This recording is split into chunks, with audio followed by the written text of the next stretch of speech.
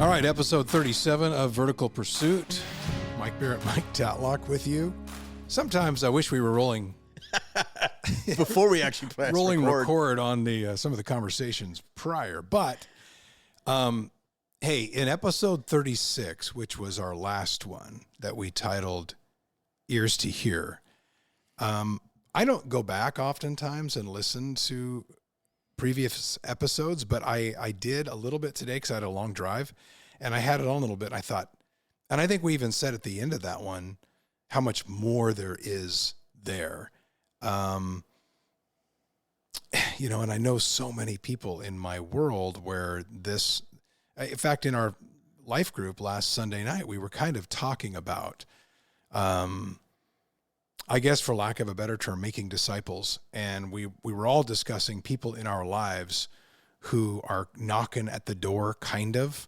And so I thought, well, let's almost like do a part two for that. And we had, I think we had, one of us had a line in that podcast, that episode, that was talking about the fact that a lot of people in our lives who are looking for deeper meaning, put it that way, don't, because number one, they don't want to feel vulnerable.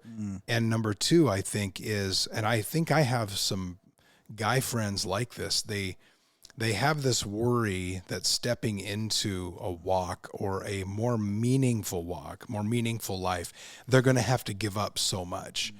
So we started talking about kind of the phrase, the cost of coming to Jesus. And I know that sounds, we'll explain what that, I mean, it sounds backwards a little bit, but I think for some people that is what they think. And you and I always talk about kind of, there is a strategy to it. There's an art to it, to maybe sharing with someone or having them ask you more about that's for somebody like you. I would think that's, I mean, you're a pastor, but you would love when somebody comes to you with questions and you can see they're curious and they're poking around at things. So I wanted to extend almost a part two to episode 36, where we can talk about maybe how it's our responsibility a little bit as followers to come alongside people. And I don't want to say hit them over the head or judge them. And therein lies the strategy part, because I do know some people who, when they do fish for men or for people, if you want to take a little piece of a verse, but maybe aren't so good at it, and you send them running the other way without even realizing that you've done that. But are you in agreement that we've a part two to that? There's so much more to unpack. There's so much more to that. And especially, I mean, a million ideas are coming to my mind as you're talking, but that idea of what does it mean to come alongside people? And I just read an article today that was talking about, because we're living in a world of cynicism and confusion. Remember, we did a podcast not that long ago on how do you even know the truth? There's like, if AI Speaking out of a there, podcast that could have like 8 parts. Oh my gosh, that one could have. I know. We could go splinter that sucker in a million different directions. But yeah, it's like everybody. How do we know anything's true anymore? There's, I just saw something that was reporting again on some current events globally, and everybody's like, I think that's fabricated, and somebody showed how. Here's a piece of the picture that was out of context, but the story was moving. And yeah, it's just, everything's so manipulated these days. So I was reading this article today, and it was talking about people are looking for places where they're trying to find some credibility, because credibility is shredded everywhere. And I don't know who's telling the truth anymore. It's just one big deception after the other. And so in a world where people are hungry for truth, yet where do they find it? How do they discover it? And what is our role? To be a guide, a support, an aid, someone to come alongside others and help them find truth in Jesus, because that's who they're really looking for, whether they know that or not, because he's the one that can. Jesus said, I am the truth, and I am the way, and I am the life. And so he's the destination, if you could say it that way. But it's just hard these days and oftentimes will come at a cost. And you've mentioned before, as I was kind of talking about it, I think that some people I know, and they don't say it this way, but they're afraid to almost bring up. That's why for me, it's always, I weave in my church where I go to church. And then hopefully I'll get a question back about, well, what church? And then I'll see if there's a door that cracks open there. But you being a pastor, it's funny because you've talked about stories before where you'll be in a group of guys or a group of people, and then people start that you don't know, start sharing what they do for a living. And then you say, I'm a pastor, and how it changes the air of the conversation. Why is that? It happens all the time. It's people clam up, they get apologetic. And I remember years ago, I was 26 years old, and I was a young pastor, and a guy in our church said, hey, can you come over and help us do framing on his house? I'm like, yeah. And he had a bunch of buddies over that didn't go to church and probably wouldn't have nothing to do with church. And the whole day we had the best time. We're out there framing, slinging hammers, doing work, building this guy's addition onto his house.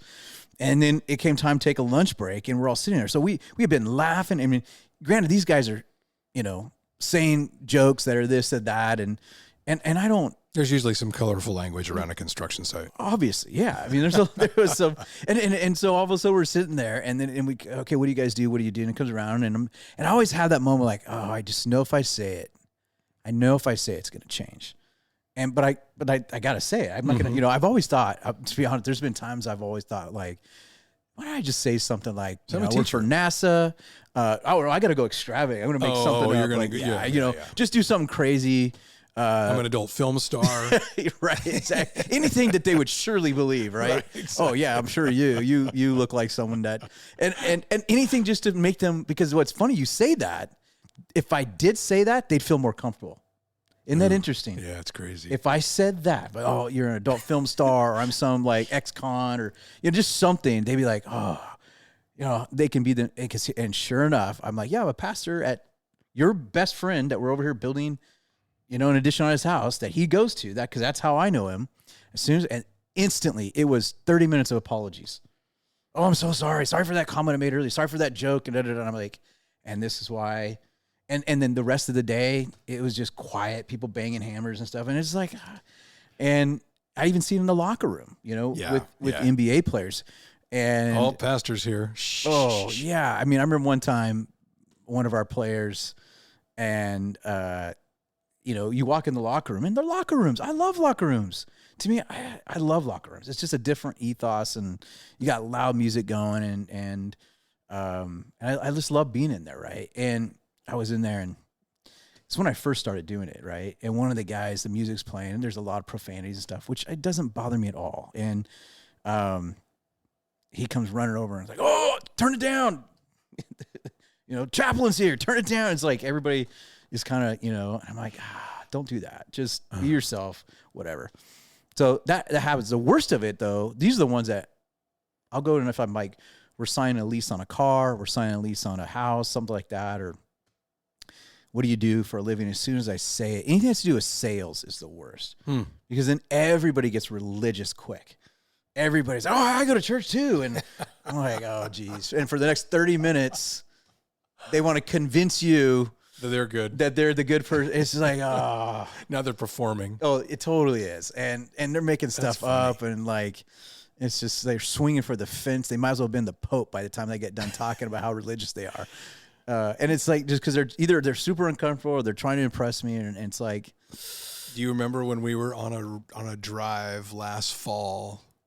It was a year ago, like almost exactly a year ago. We were going to an event, and we picked up a friend of mine. And you're in the back, and it's nighttime. And I said, "Hey, this is my buddy Mike." And hey, and then on the way to this event, he's telling some crazy stories about when he was younger, involving, I don't have to say it, but he was going, he was going there. Yeah. And then all of a sudden I said something, and he said, "Wait a minute, this isn't Pastor Mike in the front seat, is it?" And I said, "Yeah." And he said, "I am so sorry." And this lasted, like you said, 15, 20 minutes. Yep. But I think the point of all of this is, and I didn't even plan to bring that stuff up, but it fits so well. I think for a lot of people who are Jesus followers, or who do go to church, you don't have to go to church, I'm saying, but just as a follower, or you have that in your belief system or in your walk, I think the reason why people aren't as willing to openly share that is because of that reason, because they're going to get the funny look. They're going to be put in a category, or if you say it at a party or something, then people start, oh, you're one of those people. And then you're thought of differently.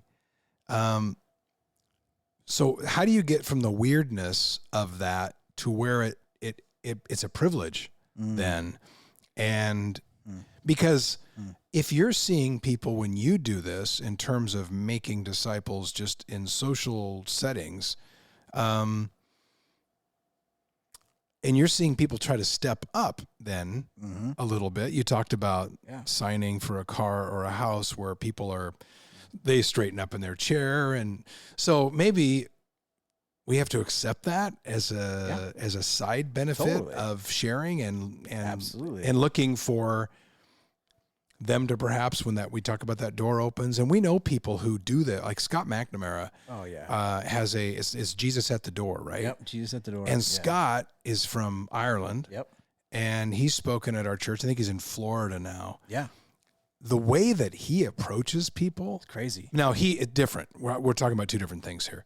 Scott will be at a Walmart or somewhere, and he will just sense and walk up to somebody and know the perfect things to say that both disarm that person and get them wanting more, get them asking for more.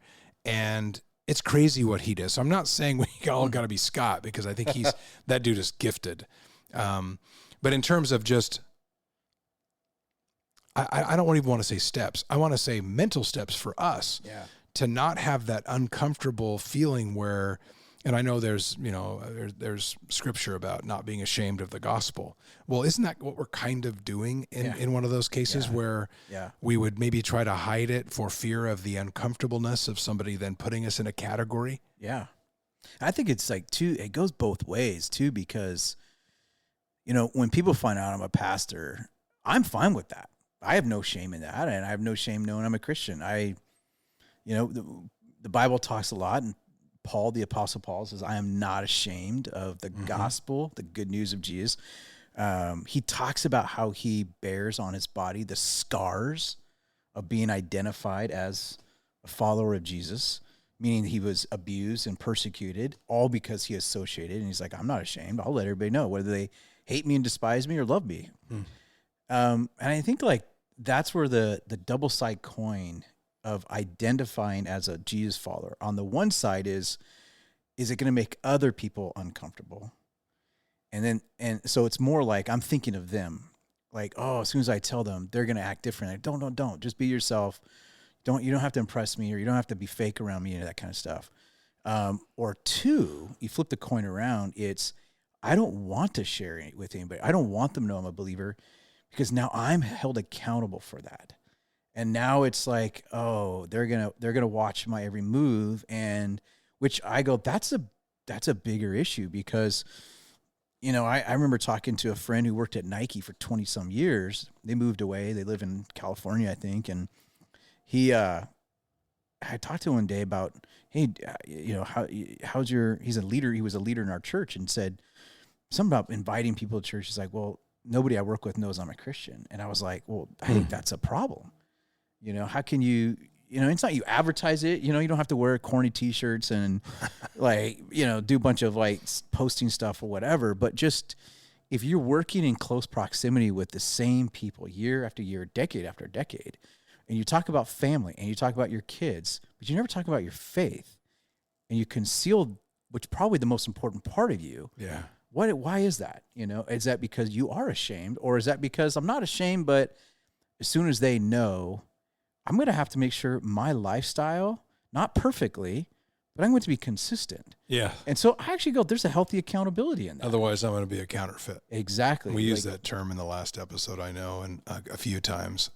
And for you though, because, okay, let's go back to for you, because I think you're a master at this. I know you're sitting over here right now, but you are such a master of, I've seen you do it, especially back in the day with the Blazers.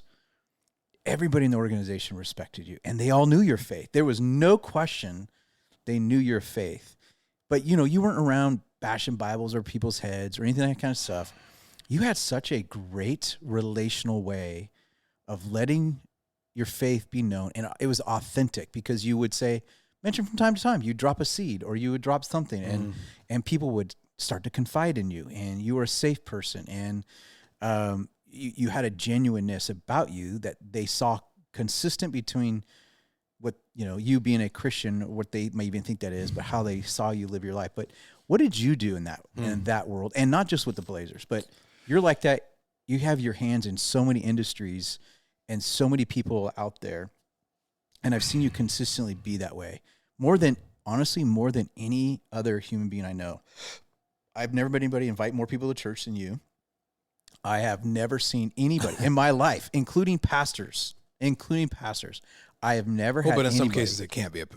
Yeah, true. But you would think like, oh, pastors are the ones who are like, yes, give my life to Jesus. Let's go win people and da-da-da.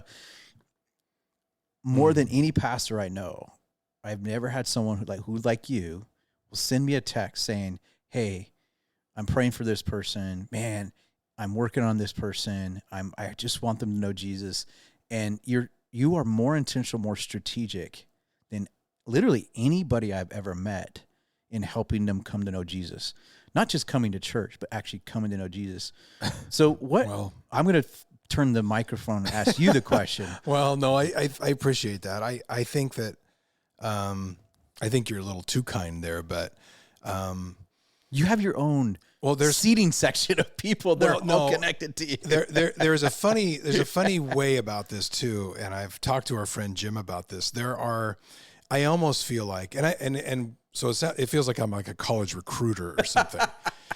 And I always say to Jim, I said, I'm not the guy who's going to be able to answer deep theological questions.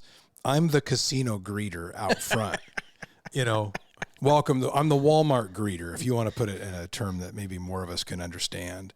Whereas I think and I'm not, I did not grow up. We went to church some, but not much. I wasn't the kid that you would have thought of which I think probably, I like that. I like that fact. I like that I didn't really come into a meaningful walk until I was more mature, which I think broke some of the, maybe some of the habits or stereotypes or negative aspects that some people have church hurt or different unanswered prayer or things. So therefore, I think I am more, the way I always approach it, I think is, and I try not to ever, I can sense if this person I can ask or not, or if this person is going to judge me or get upset at me. So then I kind of don't. But then my prayer for that is ask me. And hopefully I demonstrate, which I'm not perfect. I hope I demonstrate, as you said a minute ago, some kind of consistency, or at least an air of peace to where somebody will decide that yes, they can confide, or I want to know where they got that. And I told a story in our last episode about a actor. I think it was Zachary Levi or whatever his name is. I think that's who I read, who said that his job on set is to simply act in a way that people will then ask him. So he doesn't have to, like, especially in Hollywood. Yeah. Where he doesn't then have to wear it on his sleeve, but he can model it. And I guess that's what I try to do. But there is a strategy when you're talking to somebody, be it at work or, I've got a part owner of a X Golf, which we have a lot of different people come in, and some guys the easiest one for me is to mention people, we start saying people, and yeah, he goes to our church. And then a lot of guys will say, well, what church is that? Or, where is that? Or, and then this podcast even is a nice way to, and I've told other guys, and I think I might've mentioned this on our last episode too, but when you look for ways to make disciples, because you hear that and you read that, and I think a lot of guys, well, that's great, but that ain't me. I can't, that's not my strength. Well, rather than just maybe walk up and slap a Bible in somebody's hand, or but now you can text a verse, you can text something you heard in a devotional, which I do a lot. Or you can text them an episode of a podcast and just say, hey, I'm listening to this. It's kind of cool. And some friends you have are much more willingly able to get into a discussion that involves vulnerability, where they will say, there's some really surfacey relationships. Right. And then at church last Sunday, I had a guy come up to me and talk about the podcast, which I loved. And he just said, he was talking about one of the episodes. And then he said, hey, I work with a guy that you've known for like 30 years. I said, oh yeah. And he said, I told him about your podcast. And he said, what? I didn't know you had a podcast. So then I went, fail on my part, I guess, partly. But then I thought, okay, here's another way. Yep. And this is one of those friends who I love dearly, but we've never had those kind of conversations because I just haven't felt the timing was right. Right. And like I've told you, there are many times when you have a relationship with somebody where you can't dump it out in conversation one. Yeah. And there'll be times when my wife will say about somebody, did you invite them to church, or do they know where, how much you want him to have what you have, or at least explore it? And then I'll go have a conversation. I'll say, so how did it go? And I'll say, honey, that was conversation 1 of 15. Yeah. And I'll let you know when we're at the midway point, which might be a year from now. Right. And that's our friend Jim too. We've talked before. And one of the questions he asks people is, how many people have you led to Christ this year? And you always, I'm tempted to have some big answer, which is never really true. And then the one time I said, if you lead one guy a year into a meaningful relationship with the Lord, or get him on the path at least, that's a big accomplishment. Yeah, absolutely. It really is. Yeah. Because you talk about inviting people to church and whatnot, and I have done that a lot. And mostly it's just casual, and there's no expectation behind it. It's just like, hey, I think you might really like this, especially with where the world is at. And I hear you, starting to confide and saying more things that are on your mind, and weights that you have, and a black cloud, over your head and shoulders, and just exhausted with things and with kids. And what do I do? And now you have a war and all this stuff. So that's usually for me an opening to say, you know what gives me comfort and takes the focus off me is I have a group of guys I meet with. I have a podcast. I have a church that I go to that I really get a lot out of. And if you ever are interested, I will save you a seat. Yeah. That to me is the easiest way, because I'm sorry, guys, if you are a Jesus follower, or even if you're on the peripheral and you're starting to get in there, this is not an option for you. Right. This is a commandment. Yeah. That's right. This is the Great Commission, which is go make disciples. And I'd love to say that it's not. I'd love to say this is optional for you, but it's not. Yeah. And I want to challenge you with that. Whereas some things we say are just kind of, we tiptoe around. It's friendly advice. Sorry. Yeah. And so when you talk about the way I led this episode was the cost of coming to Jesus, that's something I would put under that. The cost is you might find yourself in a conversation or in a position to where you don't want to say anything. And if it's a long-term friendship or relationship and it hasn't come up ever, and they're not anywhere tracking with you on this, sorry, bud, it is not an option. You have to do this. And how many people, and I think your intro statement, your hook, I think, is how can I pray for you? Yeah. Is what you say to people. That is one I use. And how many times have people gotten pissed and taken a swing after you say that? Not once. Okay. Not once. There was one dude at Fred Meyer that just said politely, no, thank you. And there's a story behind that. But, and again, most of the time, and I do, I think there's something about that simple question, how can I pray for you? I've had conversations with people who are proclaimed atheists, which I think there's very few atheists. I think more people are probably agnostic. Atheism requires a lot of faith. And so it's mostly people who are just hurt by their idea or expectation of God that they then don't know what to do with that. And so I'm just going to proclaim to be an atheist. But I've had conversations with atheists, and within the conversation, I'll always end by saying, okay, whatever they believe, don't believe. And I'll say, is there anything I can pray for you? And they'll turn around and say, yeah, can you pray for my grandmother? She's going. And it's like, wait, I just thought you were an atheist. That's what I'm thinking. Yeah. But I do think that at the end of the day, there's a lot of people going, I may not believe what you believe, but I'm not sure either. That's that agnostic thing. So maybe there's a chance, like maybe for you, your prayer will work or your thing. And so it opens up great doors. It's a genuine question, because usually it's where people start telling you things that are meaningful to them. You usually, when someone says, here's what you could pray for, it's probably because they have something that's close to them that they care about a lot. And they just shared that with you. So it's a great relationship builder.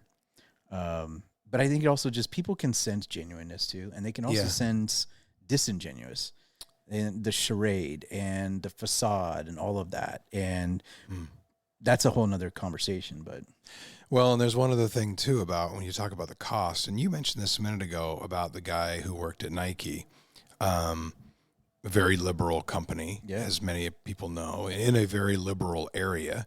And therefore there's not, it's a pretty unchurched area. That's not to say that people at Nike are not Christians. I'm not saying that. I'm just saying I can see where there would be some serious feelings of being very uncomfortable to share that. And, when I was on TV for years and I couldn't come out and, there were little things you can do to let people know where you're at. And I think we all know, if you're a sports fan, you can watch.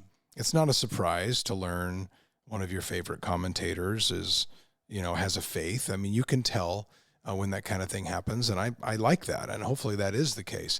But in terms of a cost, so he said he had never mentioned it to his coworkers that he went to church or had a faith or was in a walk with the Lord. So therefore, is one of the costs then the pressure that would be associated with revealing that, and pressure by, I would say, meaning that then you have to live up to a standard that others will set for you. Otherwise, you're going to be called a hypocrite. Right, exactly.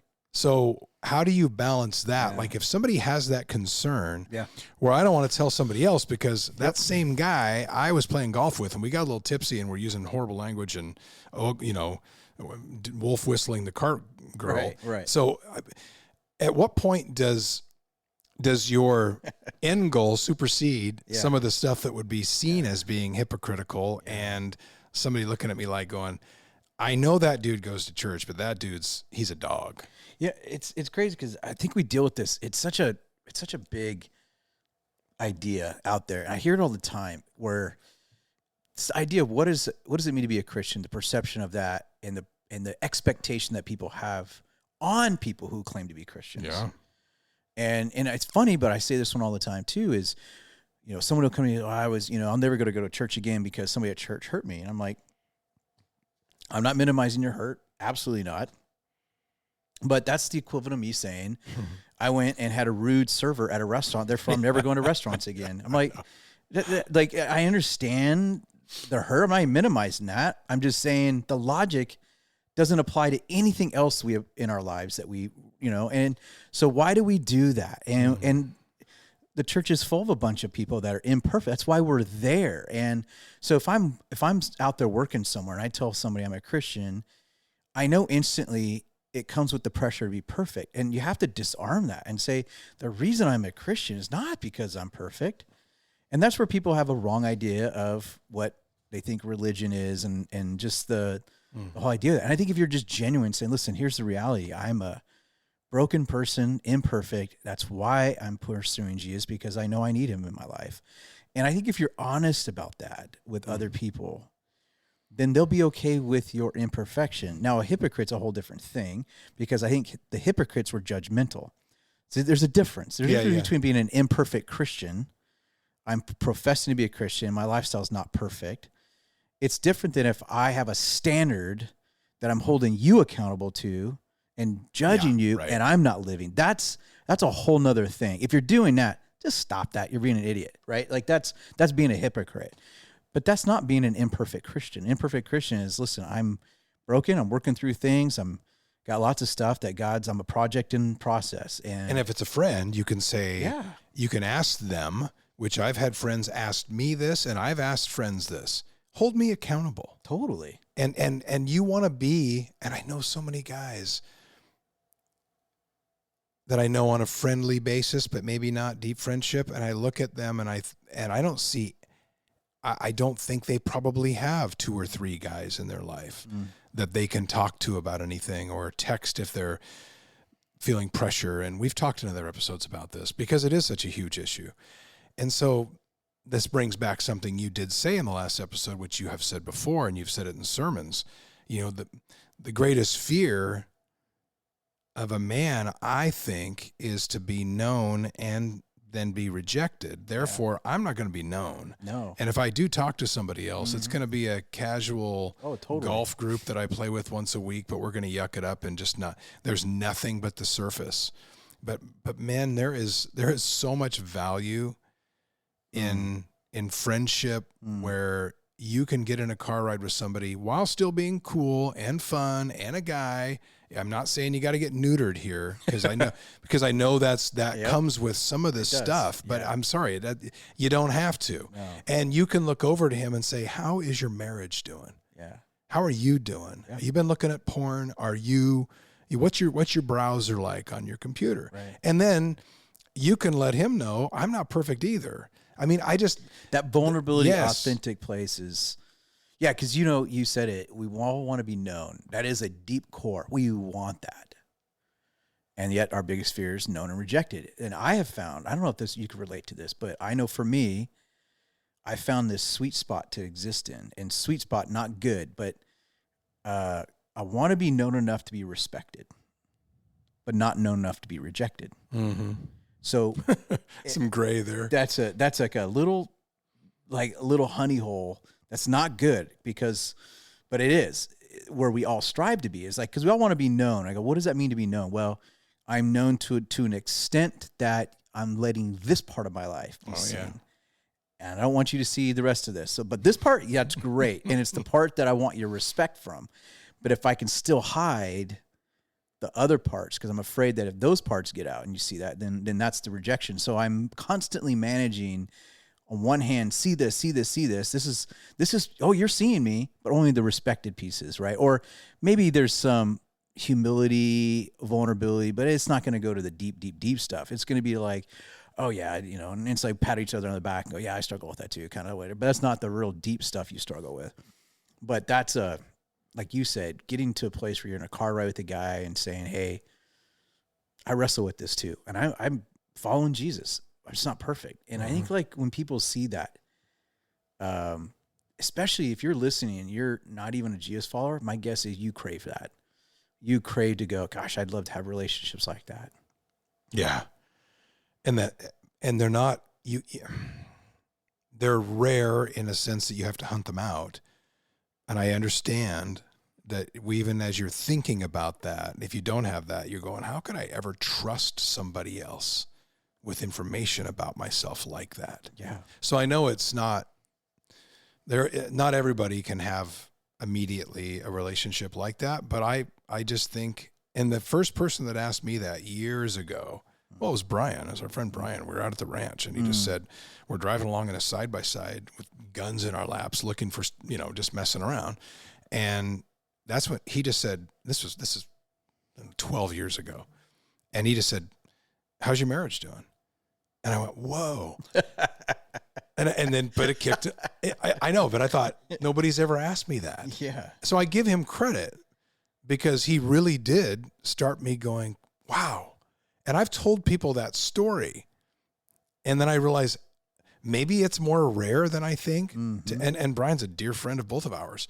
And I was just like, thank you for asking me that. And I think that's the reaction. And look, here I am retelling the story a dozen years later because it left a mark. And that's not to say that the relationships that I have and friendships that I have even then weren't great. They were great. But it took him stepping into a place that maybe could have been really uncomfortable. Yeah. or for me feeling like, how dare you, you're going to judge me by asking me a question like that? Because I think some people would react that way. Oh, totally. Or they say, well, how's yours doing, Mr. Perfect? Exactly. But that wasn't, but the way that he did it didn't imply that. And therefore I've been more, I don't always do it, and I'm not always great at it. And maybe I wait too long for a door to crack before I have the courage to step in and say something. But again, there are people that I have known for a long, long time who I'm dying to approach, but I just can't find the right way. Yeah. So it isn't always easy. And I know some people, especially in the Christian world, there's some guys who just walk up and grab you by the shoulders and they want to know everything. That's not the right way either, because I don't want to send anybody running. Yeah. So as you said a minute ago, there is a, I don't know, there's a sweet spot there, and I appreciate your compliments about it to me. I'm not perfect at it by any means. I just genuinely care and love people, and I want them to discover the peace and the strength that comes with and learning and getting to know your Heavenly Father. You nailed it on the head right there. What you said, Bern and I talk about this all the time, that you literally have one of the most genuine, caring, loving spirits about you. And and you say spirit, it makes it sound like it's some sort of like spirit thing or whatever, just whatever. It's like, no, the spirit of Jesus is the fruit that you see in that genuine love, care, concern for other people. That's the thing that I think is so authentic today, that attracts and pulls people to Jesus, is that bridge of I care, I'm authentic, like authentically, I genuinely care about you, checking in on you, how you doing, and like all those things that you do. That's where people go, wow, what is it that Mike's got? Because you start at the very beginning, you made a comment, and a verse came to my mind where it says, in Peter, it says, always be ready to give an answer. Yes. And, everybody uses the Greek word apologia, defense, for the hope that you have. Mm-hmm. And it says, always be willing to give an answer, which implies somebody's asking a question. So I hope I'm living in such a way that it's curiosity, it's enticing questions from other people. Hey, why is this today? Why do you have, when the world's crazy and spinning out of control, you seem to be at peace? What is that in you? Or you're going through some hard stuff and your wife had cancer. This is your story. Mm-hmm. And you lost your dad. And but you're a man of hope, grieving, not faking, and still going, I don't know where this is going. It's scary. That's authentic. But I have a hope. That genuineness where you say, listen, these things are hard. I don't know. And I wrestle with like everybody else does, with doubts and questions and fears and anxiety. But deep inside, I still have this hope or this peace or this faith. That's the stuff that people go, tell me about that. What is that? That's that asking the question. But I don't know how many of us are even living in a way, not perfect, but living in an authentic way enough that those around us would even ask the question. Yeah. Yeah. Be broken. And I like the acceptance of brokenness when you are trying to make disciples. It doesn't mean we sit in it and repeat the same errors. But I'm the first one to say, especially in a conversation with somebody, that I am not perfect by any means and have the same struggles like we all do.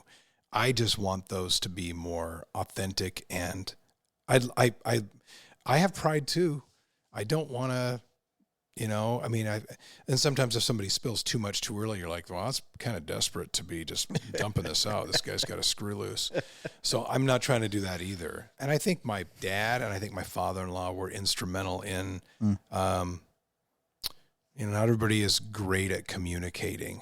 I can't do third grade math, but I've always been able to communicate pretty well. And being able to communicate with people, hopefully from a genuine place. And again, I don't always do it right. You mentioned a second ago, talked about the anchor, and I think about Hebrews and letting the hope be an anchor to our soul. I think it was, it's 7-8 years ago, and I totally stole it from you. I got it from somewhere. You gave me this design for a tattoo. And so I have this tattoo on my lower leg that is an anchor with crossed axes. And if you've seen, you probably don't know me, but if you do, I have a Sprinter van, and I actually have that logo on the back of my Sprinter van, and it's the tattoo you gave me, which you were going to probably have, tattooed on you somewhere, and I stole your idea and did it first. It was in a file of other ones. Oh, but it's so awesome. And it's, you know, and I was like, well, okay. I mean, I didn't have a tattoo before that. I'm like, and it was right, I think it was right after I was fired, right after the career change. Yeah. And I was like, all right, let's do it. And so I'll tell you, on the outside of my lower leg, I have this anchor with the crossed axes, which that represents Proverbs 27:17, which is iron sharpens iron. And then the anchor is let the hope be an anchor to our soul. I did it because I thought it looked cool and I liked the story behind it. I underestimated the conversation starter that it is. Exactly. So I have guys asking all the time when I'm somewhere, and the anchor does, you know, I have a lot of guys asking, were you in the Navy? No, it was not. But what is that? Oh, well, that's, it's basically a combination of two Bible verses that are really important to me. Oh, what are they? So that has started a lot of this. Oh, totally. Not in the winter here because I'm not wearing shorts, but you know what I mean. Summertime. And it's not a huge tattoo. I don't know, 6 inches or 5 inches. It's not like the one on the side of your neck. Yeah, not like my face tat. But yeah, it has been, and I didn't get that to be a conversation starter, but it's a side benefit of having it. And I love and a lot of people do that who have tattoos or whatever. What's the meaning behind that? I get it. That one though, when you started saying anchor, I started thinking about that. And I love being able to explain what that means and what that means to me. It's interesting. You said earlier too about the cost, and what came to my mind, interestingly enough, we just had a chapel a couple nights ago with the Blazers, and we just started the season. We're 4 chapels in, and I have a poster that's framed on the wall of my office, and it says "Risk all to be all," because in order to live in such a way that I'm going to live authentically, and hopefully through that authentic living, the faith that I have is shared so others can have that as well too. And there's risk involved in that. Always risk. Cost and risk go together. You just, it's like two sides of the coin. And so am I willing to risk all in order to be all that he wants me to be? And that's going to come with people misunderstanding you, rejecting you, as our culture is a big part post-Christian. It's a big word for just saying it's not as cool anymore in some places to identify as a Christian, because you'll be looked at as you're one of those types of people. And it used to be just assumed. Exactly. And so, you know, there can be a greater risk involved or a greater cost. And so we were doing a chapel, and I asked the guys, I said, what's your why? Why are you in the NBA? This was like last Friday or Sunday. I said, why are you in the NBA? I think we were playing Memphis that night. And they had a good turnout of some guys. And so they both come to chapel. And I asked everybody, and I had a piece of paper that said, write down your why. What's your why? Why are you in the NBA? Are you here for money? It's not bad. I hope you make a ton of money. That's great. Sure. Like, use it. Make a difference. A lot of charities out there that could use your money. Is that your why? Are you here because you're trying to take care of your family? Anyways, we went through, and I just said, is your faith your why? Because I said, if your faith is why, because I also said this too, why are you coming to chapel? And I said this, are you coming to chapel because you hope that it's going to prevent an injury or get you better points on the scoreboard? Or, you know, like, in other words, is your why a superstitious belief that if you come to chapel, somehow God's going to prevent bad things from happening to you, good things? And I said in chapel, I said, do you see God as just friends with benefits? And I had a few looks of, you said that, but Sure. He's like, yeah, but it's true. It's like, am I just using God? Or am I in this for him too? And so anyways, what's your why? What's your why? And I said, it's interesting because Jesus, he went to the cross, and the Bible says like the most excruciating thing, they had to create a word. The Romans created a word, crucifixion, to define how excruciating and painful the torment and the torture was. And Jesus said, the joy set before him, he endured the cross. He had a why behind his cross. And it said the joy. So what was, he looked at the cross, but he looked through the cross.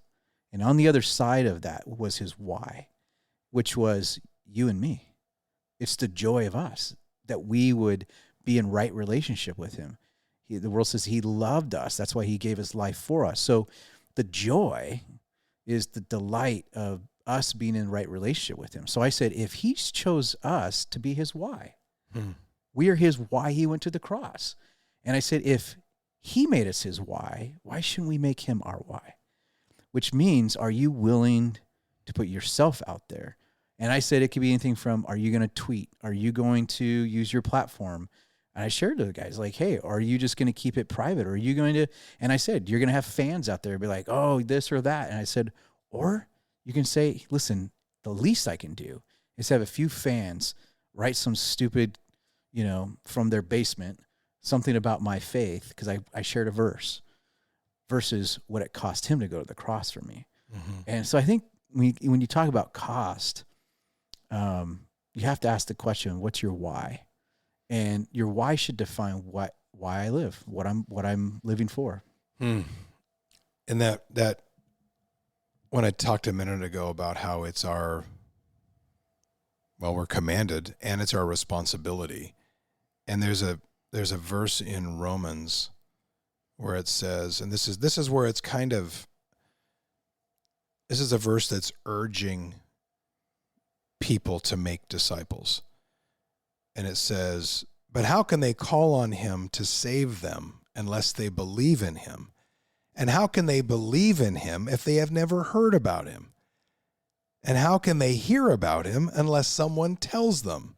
And how will anyone go and tell them without being sent? This is why the scriptures say, how beautiful are the feet of the messengers who bring good news. Mm-hmm. How great is that when it comes to being urged, being told that you are responsible for this. It's not a choice, Bucky. You got to go do it. Right. I love that. Exactly. And there's so much in there about, and this is not a verse, but this is one more thing I was going to read quickly in our last couple minutes here. And I don't know who wrote this. I'm sorry. I sometimes I just grab things and I don't always attribute them like I should. How can we get so indignant at non-believers when their lifestyle doesn't line up with the Christian way of life they know so little to nothing about, and what some unfortunately see as a poor representation of living in Christ as portrayed by the mainstream media and sometimes by Christians living as a poor witness? So that gets back to, sorry to get real deep there for a second, but that gets back to the modeling part. It does. It totally does. And it doesn't mean you're perfect. I'm sorry.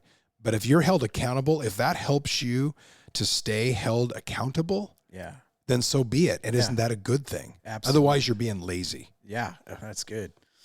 Yeah. And what's so good about that is that level of accountability to say, why am I living? What's my why? And what is the world seeing modeled through us? And there's a saying, somebody did a statistic and they said something like, the guy interviewed, I don't know, it was 1,000 people, and basically said, out of 1,000 people, those who said yes to Jesus, how many times did you hear somebody tell you about Jesus before you actually believed? How many? And they averaged it out, and it was like 7.5. And the point was 7.5 times? Yeah, 7.5 times they heard about Jesus before someone said, okay, I'm going to believe. And the point that he said was, you'll never know if you're the first conversation or the 0.5. And that goes with a story in the Bible with Jesus who had his disciples, and he said, time is harvest. And he said, there were those who sowed, but now you get to do the reaping. And so for me, it makes me go, you know what? I hope I can have one conversation with someone and I'm just part of the number that, and then maybe somebody else and another person and another person. And at some point, the last person that can look at them and have an impact, that this is the moment that person puts their faith in Jesus. So it's kind of a team effort, I guess, if you look at it that way. Well, but I got to play my part. And that's a minute ago when I said, I was telling my wife that was conversation 1 of 15. Well, it doesn't mean it's 15 from me only. Exactly.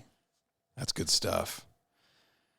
Well, I hope this gives you some tools. And again, I'm not perfect at this. Neither is Pastor Mike. But if you find something, if you find some strength and some peace in your faith, even if I'm not saying you got to be singing every weekend at church with your hands, it's not about that.